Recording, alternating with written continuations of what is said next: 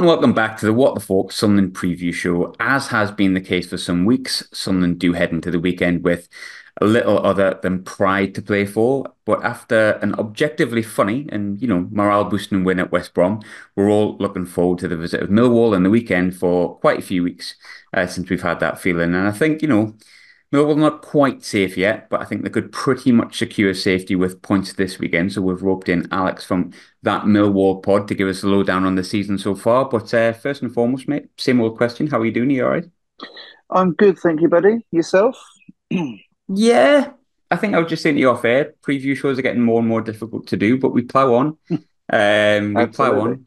We had a very good guest last week, so no pressure. But you might need to save it this week because I Ooh. sound incredibly apathetic as I have done for a while. But we did win at the weekend, so I'm feeling slightly better. The good thing with Millwall is there's tons to get into, as there would be if it was a Sunderland preview show. But we'll start with the obvious stuff. You beat Cardiff 3-1 at the weekend at the Den. How was the performance? How was the result? Yeah, no, look, I think the last two against Leicester and against Cardiff have been really good performances.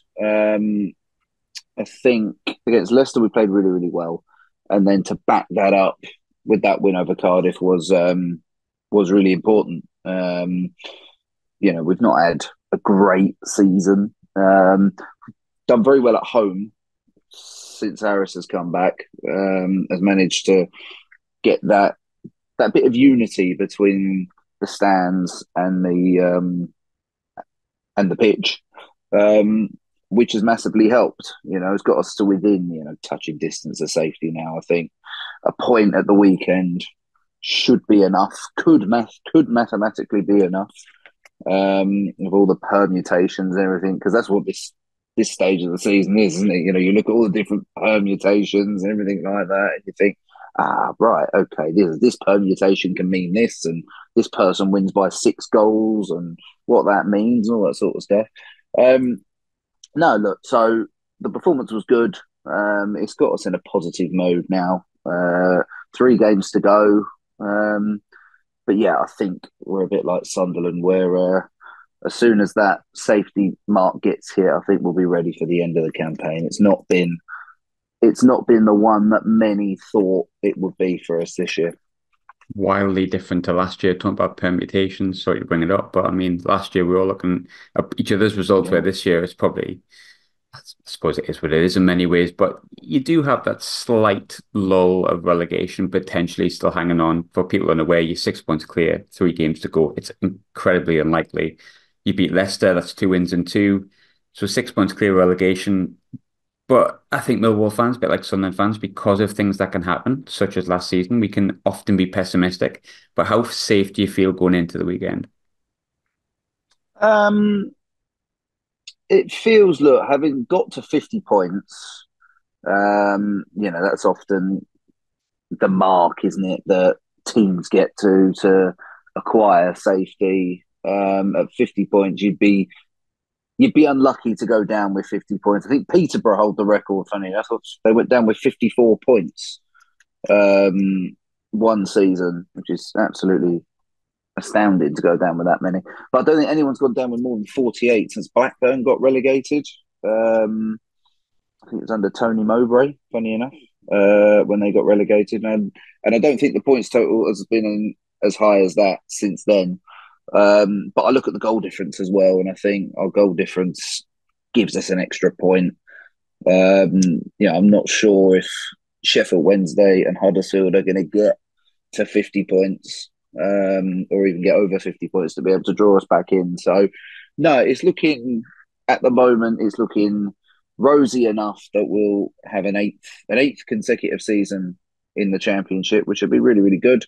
Um, so yeah, I think if we can get the point, I'll be happy. It's not going to be a classic game, is it? Let's be honest. Away from home, we're not great. We're quite often, I think, you're happy to not lose when you go away. And I think that's really sort of where we are at the moment.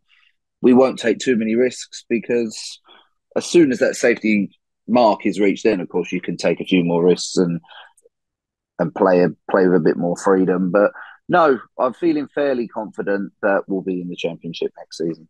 Yeah, I'd be absolutely shocked if you weren't, to be completely honest. But I think we're probably at that point of the season as well where, as a Sunderland fan, as a Millwall fan, as a fan of whichever championship club or Premier League club, whatever it may be, you start like assess the season and kind of forget about what happens at the weekend and, kind of just looking forward to what the result might be. You sort of start assessing stuff. And much like Sunderland, you've had a weird season when it comes to managers. You started the campaign with Gary Rowett. We talked about that in depth, and it was quite weird. You were saying that, inside the club, it didn't surprise anyone that he'd went, and it kind of felt a little bit like that with Tony Mowbray as well, when the outside world was sort of shocked. And then Joe Edwards comes in, which is, I'm not going to make anyone feel bad about themselves and say that was very similar to Michael Beale because they're very different people. One's likable-ish, I guess, and one to me really isn't. But it was a similar kind of appointment, the head coach idea, bringing someone in that should hopefully revolutionize and refresh stuff. But like we spoke before he came in, and you were like, "It's too early in the day for me to really decide what it is that we've got here." Looking at his Mm. record, he had 19 games, so he lasted 7 games longer than Beale. But he had 4 wins, which was only one win more than Michael Beale, which probably sums up why he left. But you'll know better than me. Why was Joe Edwards such a bad fit? Because he didn't seem to leave with any animosity. It was just a case of, yeah, that's not going to work. Yeah, no, it was a real shame for Joe actually. Really, really nice guy, really, really easy to deal with, from our point of view. Um, he never shied away in terms of answering questions and stuff like that. No, unfortunately, I think it just didn't work, and at at times you see clubs take a risk. And look, I don't think the club can have regrets about doing it because at the end of the day, they wanted to move in a different direction. And unfortunately, it just didn't work. Um, I think people would say, had he been given a summer, had he had the pre-season, maybe that Gary had, then it could have been different, and he could have had the players he wanted in to play his style of football, which was different to Gary's. But it was a team set up to play Gary's way, and unfortunately, that didn't work for him. And I don't know whether there was a little bit of potentially, look, we can see this isn't going to work, that type of thing. I remember watching, the 4-0 defeat to Ipswich was I think that was a mood changer within the club. I think that, that game rung some big alarm bells. We were 3-0 down at half time and we just looked so soft, so passive, very, very easy to play and score against. It was after the game after that was Sheffield Wednesday. Huge. It was a huge game in terms of the battle at the bottom. I think Sheffield Wednesday won twice away all season, something like that, or had scored 7 away goals, something stupid like that. And they came in and they just, they were so comfortable. We went 2-0 down, and even at half time, the mood at half time, the fans had turned, the ground had moved, and I don't think there was such animosity towards Joe in any way. I don't think there was no form of anger towards him as much. I think it was more the players that the anger was vented at. It's a real shame for Joe. But he done the full circle because his first game in charge was a 4-0 win at Sheffield Wednesday. And then his final game in charge was also against Sheffield Wednesday. So, no, I think after that, we all were a bit resigned to the fact he's going to go after that. And ultimately, he did. Um, and yeah, look, it was a real shame because it was an appointment with a view to things being, a big project, and sadly that didn't quite go to plan.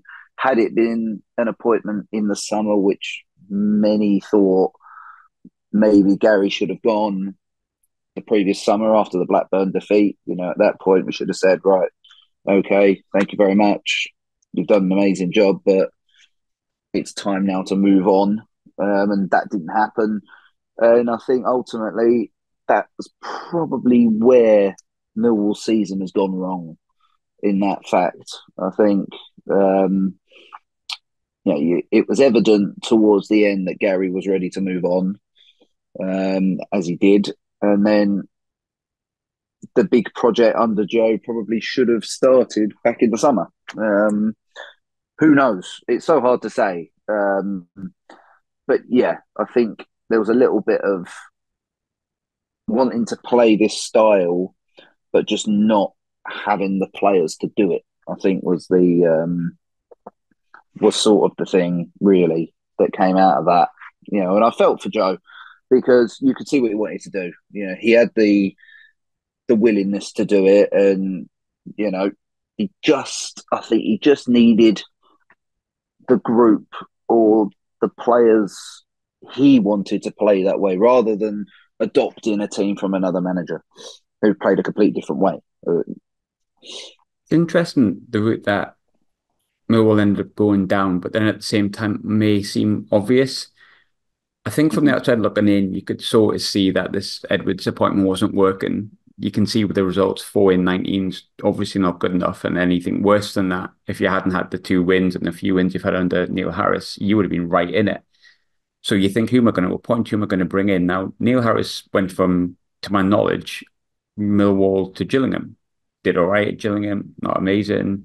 And Cardiff in between that as well, sorry. And then eventually has come back to Millwall. He hasn't like gone and flourished and then became available and come back.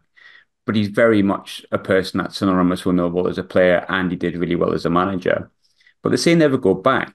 Why do you think Millwall did? And in the first, I think his first 10 matches he's had now, why is it that Neil Harris and Millwall seem to go together so well? I think if you look at Harris himself, he's a club legend, isn't he?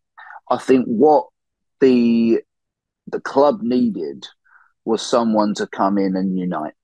They had to unite the fan base and the players again. There's a massive division had formed.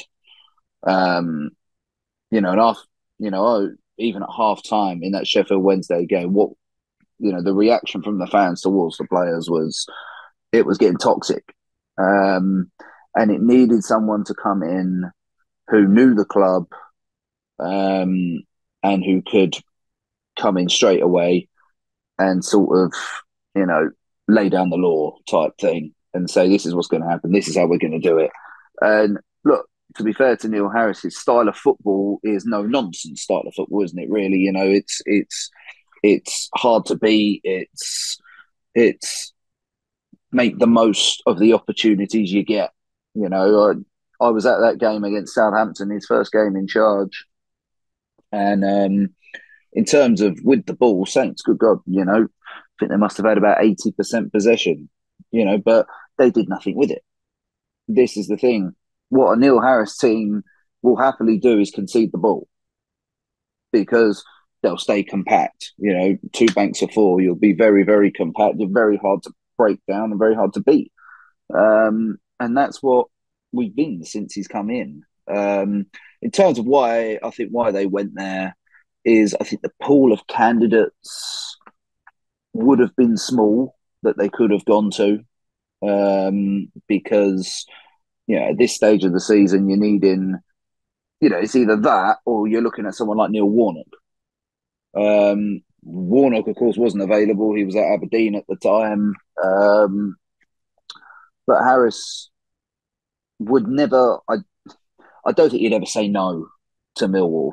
He was at Cambridge because he started the season at Gillingham. That's right. He went to Left, Cambridge and did all right, didn't he, for a yeah, little bit? That's right, of course. yeah, yeah. He left Gillingham, went to Cambridge. I don't think their fans were too pleased that he left. But yeah, he's got to be the first manager to manage in all three EFL divisions within the same season. I don't think that's ever been done before. I might be wrong, but That's stat. That's a stat if it not is the to first my one. knowledge. Yeah, I mean, I can't think of another manager that's managed in all three divisions with three different clubs like in the same season. I mean, he's done it in a great order, though, isn't he? He's gone from the top to the bottom.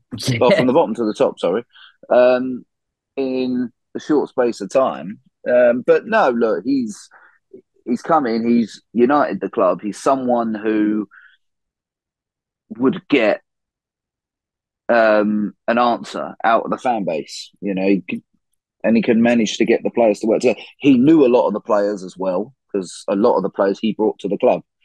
Um, so a lot of those players were still there. The likes of Sean Hutchinson, Jake Cooper, Danny McNamara, Ryan Leonard, George Saville, Tom Bradshaw. They're all players that played under him before. So they know the club. They know he knows them. He trusts them. And to be fair, they've answered. They've answered the call. They've done what they've had to do, and they've got there. And within touching distance of safety now. And I think what it does for him as well, for Neil Harris, is it it further strengthens his legend at the club as well. And look, if he was to walk away at the end of the season, his reputation would be intact and everything like that. And he probably would have grown his legend even further. So I think it was the perfect person to go to at that time. When it comes to the manager that comes in next, it could quite easily be him. He could quite easily end up staying. Is that the general feeling Millwall fans have, or do they want kind of not a fresh approach? Because maybe that sounds disrespectful to what he's done, but sometimes a manager can come in and really steady the ship. I think we had it with Dick Advocaat came in for us and kept us up and steadied the ship. And then we all kind of begged him to come back. And look, it was horrendous. Like it just didn't work because Mm. he wasn't the right man on a permanent basis, whether we wanted that or not. And there may be a case of that with Neil Harris, but do the fans feel that, you know what, actually, this is a good marriage. It works together. Like, let's plow on with him. Or would you like to see potentially something fresh? I think it's a hard one because you can't argue with his record at home is fabulous. 5 games, won four, drawn one. He's got a fantastic record at home. Would say is that potentially tactically, it's not going to be the greatest football you're going to see. But if it gets you results, at the end of the day, football's a results based business. Personally, he came in with a brief to keep the club up. And if he does that, it's very hard to argue that he shouldn't be given the chance to have next season. Look, his contract runs till the end of next season.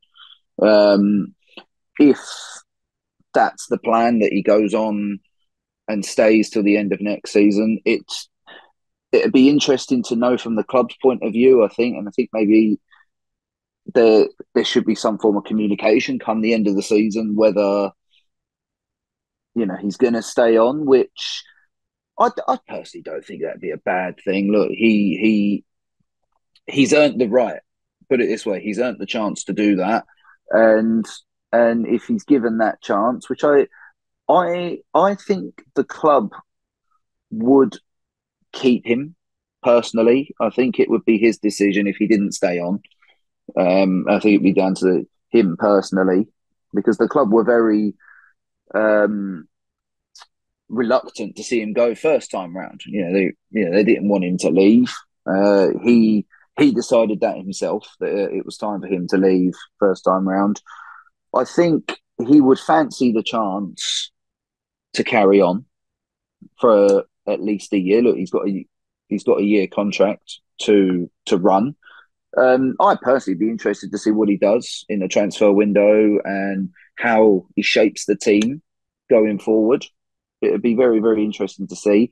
I'm not sure whether there'd be much difference in the style of play that we see now. But you think back to that first season that we came up, we come very close to the playoffs that year. So no, look, I'd be interested to see. I think most fans would be under the realization that look, while it's incredibly frustrating sometimes watching performances like we saw at Huddersfield and Rotherham, where perhaps we should have won the games, but to lose the games in the way we lost them was really, really frustrating. And that's the hard bit. You see your team think, oh, right, okay, we're going to go to Rotherham, you know, but absolutely battered Rotherham for 80 minutes. They have two shots and they score. Incredibly frustrating when that happens. And it always seems worse when you lose to Rotherham because I think they'd won once. I think like the last time they'd won a game was Boxing Day or something. Um, I think they'd lost 11 out of 12 or something stupid like that. And but there's a common realization. The Millwall way is that you lose to the teams at the bottom and you beat the teams at the top. So no, look, I personally think it'd be a bad idea for him to stay on. If he wanted to stay on, then he should be given the chance because he's earned the right. When we look at the season as a whole, I think, again, I don't know anywhere near enough about Millwall as you will, and vice versa. But looking at Millwall, it just felt like the entire season up until Neil Harris came in, you had the hangover from like that disastrous final day of the season.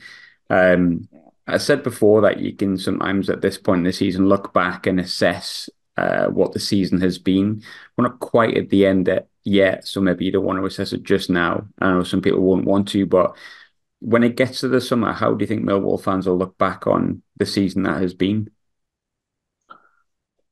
Um, it's been it's been very challenging. I think that you go back to really right at the start of it, with the chairman dying back in the summer, the tragic accident, and I think that set the tone for the season. It just never got going. Um, we had the opening day win, which was, a point where people think, right, okay, let's put what's happened in in the summer behind us and and try and move forward now.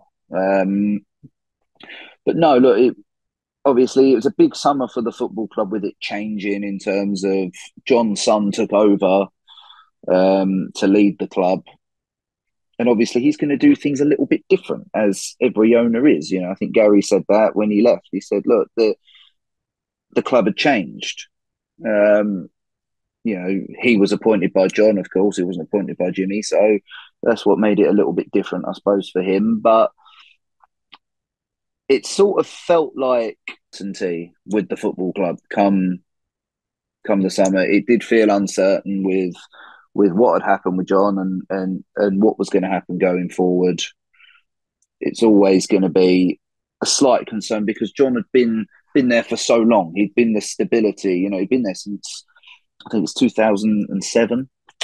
So it's a long time to own a football club. He was absolutely adored by the fans, and when you lose someone like that, you lose such a big character and someone who's just left that club and led that club so well for so long.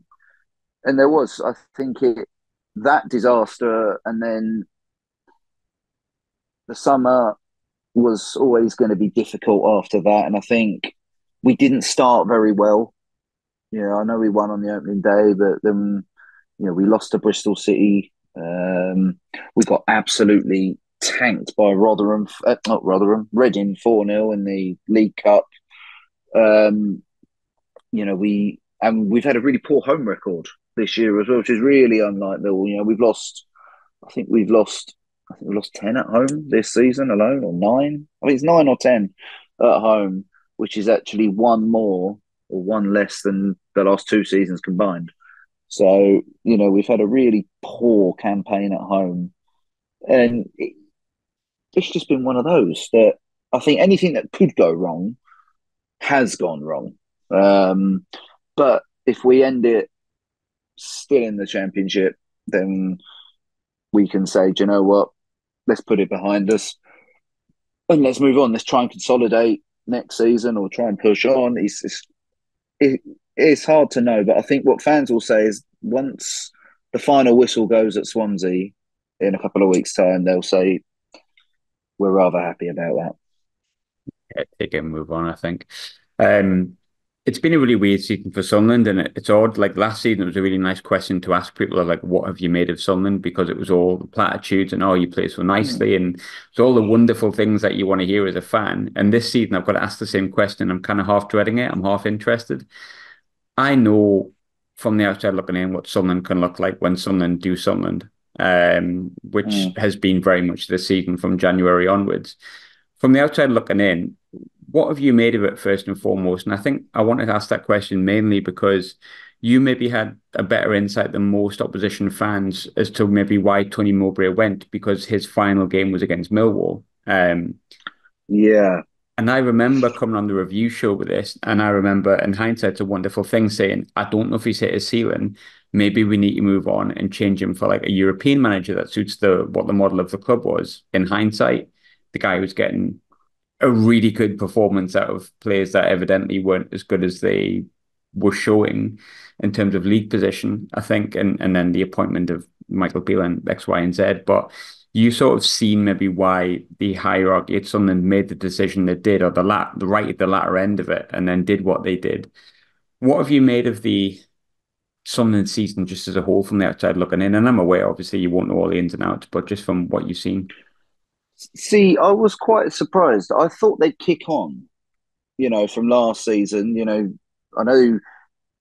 I think last season was probably a bit of an overachievement. To get in the playoffs on the last day, thanks to us mucking it up.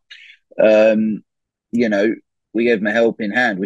And I think they were victims of their own success last season. To do so well.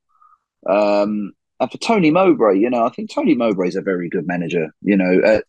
At this level, he's a very good manager, and of course, I do wish him well as well. Obviously, he's taken a leave of absence now, hasn't he? Uh, uh, at Birmingham, I do hope he's okay. We do wish him all the best. But yeah, I was there for. I think we were his last game in charge, Yeah, it was his last game. He was very, and very last game. Yeah. it sort of a bit of an extraordinary press conference where you know because he was asked about playing the younger players or something like that, and saying they're being forced to play these players and they're not quite ready or they're not good enough to play at this level. And it was interesting. It I was surprised that because he signed up to that when he took on the job, which I can you can understand. You think you can do it at the time, and this that it, XYZ doesn't quite go to plan. Um, and then yeah, I was surprised with the Michael Beale appointment. Um, you know, I I always thought that was doomed.